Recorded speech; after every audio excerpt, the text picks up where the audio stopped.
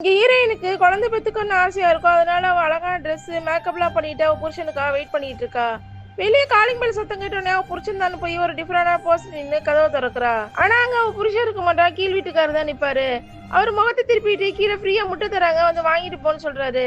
உடனே அவளும் ட்ரெஸ் எல்லாம் மாத்திட்டு போய் முட்டை வாங்கிட்டு வரா. புருஷங்காரன் இப்ப வீட்டுக்கு வரா. வீட்டுக்கு வந்தா வச்சு ரெட் கலர் ஹீல்ஸ பாக்குறா. பார்த்து அவன் சந்தேகப்படுறான். வேற அந்த பையன் கூட சீட்டிங் பண்ணிட்டு இருக்கான்னு நினைச்சு அந்த ஹீல்ஸ் எடுத்து அவன் கையில போட்டு குத்துறான். அவன் அழ ஆரம்பிக்கிறா. அதை பார்த்தது ஒரு சைக்கோ மாதிரி சந்தோஷப்பட்டுட்டு அங்கேருந்து போறான்.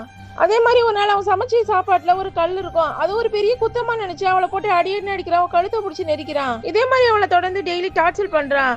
ஆனாலும் அடுத்த நாள் காலையில ஒண்ணுமே நடக்காத மாதிரி அவளுக்காக வீட்டுல ஹெல்ப் எல்லாம் பண்ணிட்டு சாரி இனிமேல் அந்த மாதிரி பண்ண மாட்டேன்னு சொல்றான்.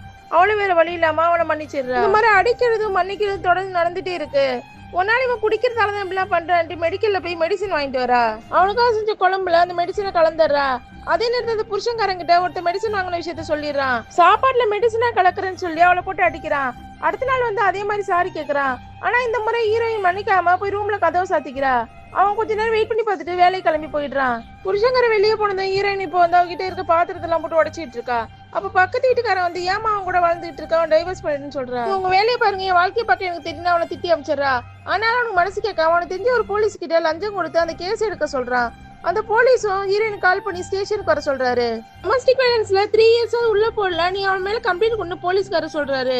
ஹீரோயின் யோசிக்கிறா. அதே நேரத்துல ஹீரோயினோட புருஷன் வந்து என்ன மன்னிச்சிட்டு நான் இனிமே இந்த மாதிரி பண்ண மாட்டேன்னு சொல்றான். அதுக்கு ஹீரோயின் அம்மா இவ கையை பாருங்க எப்படி அடிச்சு வச்சிருக்கான்னு சொல்லி கம்ப்ளைண்ட் கொடுக்க சொல்றா. புருஷங்க போலீஸ் உள்ள இழுத்துட்டு போறாங்க. அப்ப ஹீரோயின் போய் நான் புருஷங்கிட்ட கடைசி வரணும் பேசிட்டு வரேன்ட்டு போறா.